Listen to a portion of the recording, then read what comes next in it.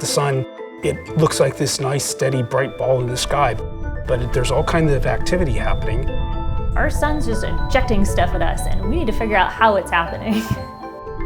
SunRISE is a mission that's going to help us understand solar temper tantrums. The Sun Radio Interferometer Space Experiment, or SunRISE, is an array of 6 toaster-sized small sats that will work together to study solar activity. Currently, the scientific community doesn't have a strong understanding of these coronal mass ejection. A coronal mass ejection is a violent eruption of material from the sun's atmosphere, or corona, into interplanetary space.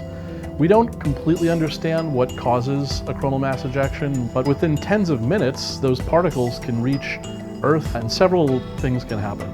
If they pass through an astronaut, they can cause radiation sickness. And when they hit spacecraft, they can actually disable electronics. Your radio stations, your GPS navigation, your ability to text message your friends or send out an emergency signal if you're lost while you're hiking. All of this is dependent on thousands of satellites that are all at risk from these radiation storms.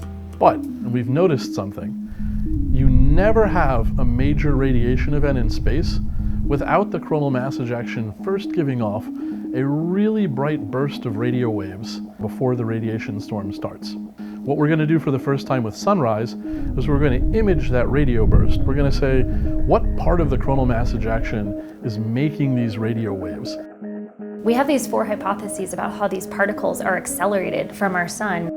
If we look where the radio emission originates relative to this mass of material moving out into the solar system, will tell us something about what's the actual process, what's the physics, the underlying physics. The challenge we face with SunRISE is we want to image radio waves from frequencies of around 100 kilohertz to 20 megahertz.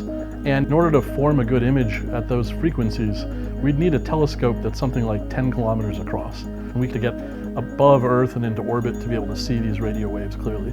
Unfortunately, we don't know how to build 10-kilometer long structures in space yet. So instead, this is where we got really innovative in the mission design.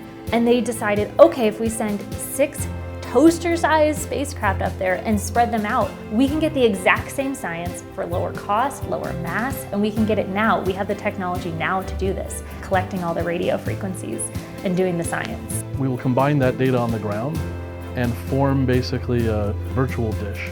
And that's really where SunRISE shines, is because we're able to come back and say concretely, it's this hypothesis. This is how the particles are accelerating. Now can we understand how to predict these things? It's amazing to think about. Spacecraft about this big, 6 of them, flying around the Earth can give us these fundamental insights.